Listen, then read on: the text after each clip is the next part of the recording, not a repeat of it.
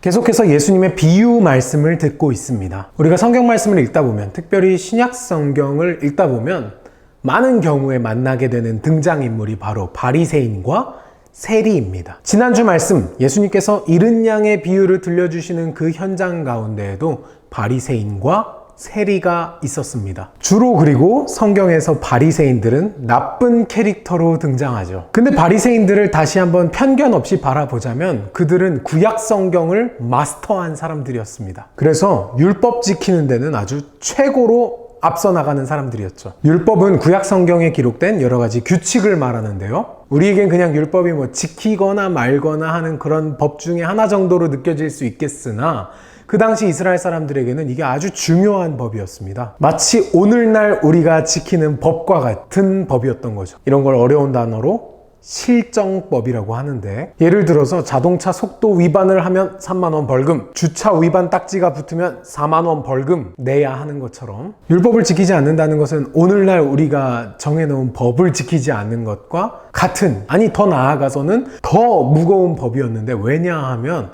이스라엘 사람들이 율법을 지키지 않는다면 하나님의 자녀로서의 자격을 상실한다고 생각했기 때문입니다. 다시 말해서 율법이라는 것은 이스라엘 백성들의 정체성과 아주 큰 연관이 있죠. 그런 의미에서 바리새인들은 아주 훌륭한 사람들이었습니다. 누구보다 율법에 대해서 잘 알고 있었고 누구보다 율법을 잘 지키는 사람들이었죠. 그래서 평범한 이스라엘 사람들은 율법 박사인 바리새인들을 존경했습니다. 그렇지만 왜 성경에서는 이렇게 부정적인 인물로 묘사됐던 걸까요?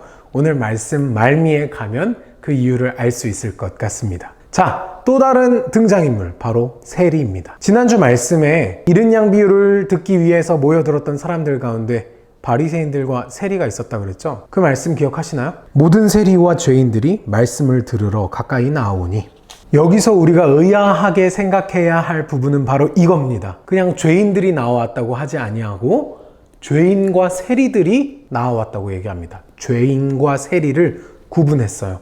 세리가 죄인이 아니어서였을까요? 아니요. 세리는 죄인의 범주 안에 들어가지 못할 정도로 아주 죄가 많은 사람들이라고 여겨졌던 사람들이었습니다. 이스라엘 사람들이 아주 혐오했던 대상이었죠. 세리는 이스라엘 사람들에게 세금을 걷어서 로마에 전달하는 이들이었습니다. 우리나라 역사 속에 있었던 인물들과 비교해 보자면 친일파를 떠올릴 수 있겠죠. 심지어 세리들은 필요 이상으로 세금을 걷어간 다음에 로마에는 보낼 만큼만 보내고 나머지 더 많이 남겼던 것들은 자기 주머니에 넣었습니다. 대표적으로 삭개오가 그런 세리였죠. 만일 누구의 것을 속여 빼앗은 일이 있으면 내 갑절이나 갚겠나이다. 세리였던 삭개오가 남들을 속여서 빼앗았던 것들이 있다는 것을 솔직히 예수님께 말씀드리는 장면을 통해 세리들이 얼마나 나쁜 짓을 일삼았는지, 같은 민족인 이스라엘 민족들의 등을 쳐가지고 몰래 돈을 빼앗아서 자신의 주머니에 넣는 일들을 했는지를 알 수 있습니다. 그렇습니다. 세리들은 민족의 배반자, 죄인 중에 죄인이었습니다. 오늘 예수님께서 들려주시는 비유 속에도 이 세리와 바리새인이 등장합니다. 또 자기를 의롭다고 믿고 다른 사람을 멸시하는 자들에게 이 비유로 말씀하시되, 예수님께서 이 이야기를 누구에게 들려주고 계시다고요? 자기를 의롭다고 믿고 다른 사람들을 멸시하는 자들에게 말씀해주고 계십니다. 혹시 여러분 자신을 의롭다고 믿고 다른 사람들을 멸시하고 무시하는 사람이신가요? 아니시군요. 그러면 안 들으셔도 괜찮습니다. 라고 할 줄 알았습니까? 꼭 들으셔야 합니다.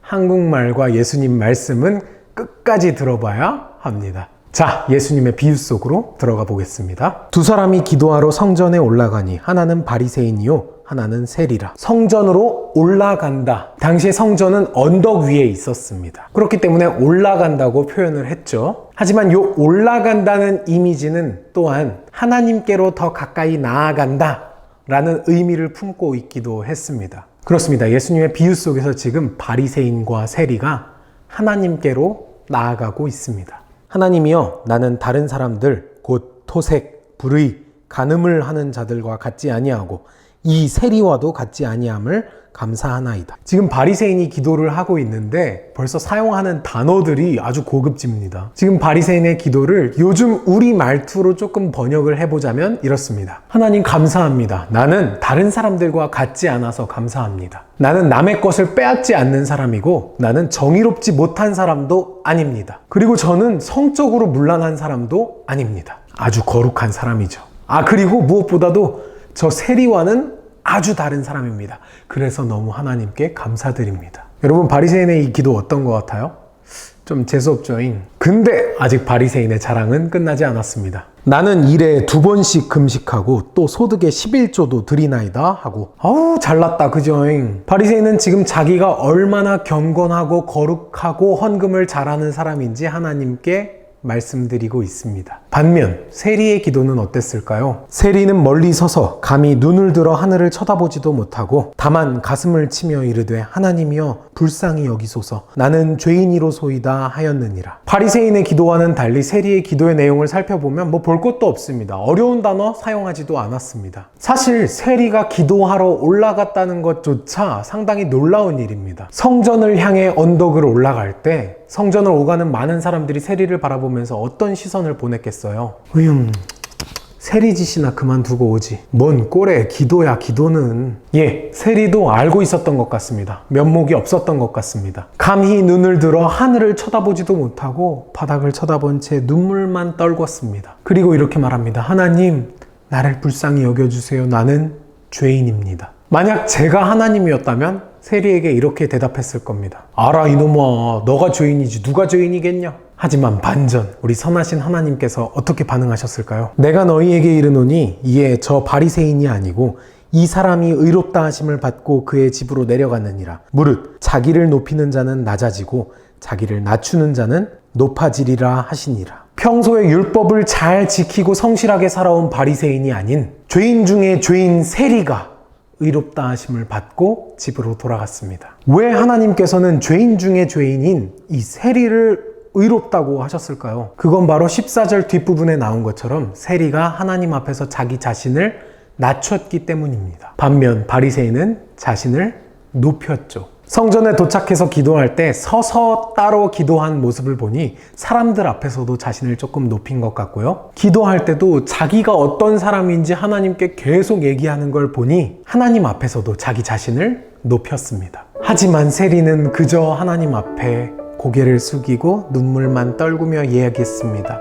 하나님, 나를 불쌍히 여기소서. 나는 죄인이로소이다. 세리는 하나님 앞에 자기 자신을 철저히 낮췄습니다. 사랑하는 예배자 여러분, 우리도 하나님 앞에 우리 자신을 계속해서 철저히 낮춰야 합니다. 하나님 앞에 예배하며 나아갈 때 나 자신의 모습에 집중하지 않고 하나님께 집중하며 나아가야 합니다. 그래서 거룩하시고 영광스러운 하나님 앞에 나 자신을 드세우는 게 아니라 그저 엎드리고 죄인이었던 세리가 올려드렸던 기도처럼 나는 죄인입니다. 나에게 잘난 게 하나도 없습니다. 하는 마음으로 나아가야 합니다. 그렇게 예배하는 자의 예배를 하나님께서 받아주십니다.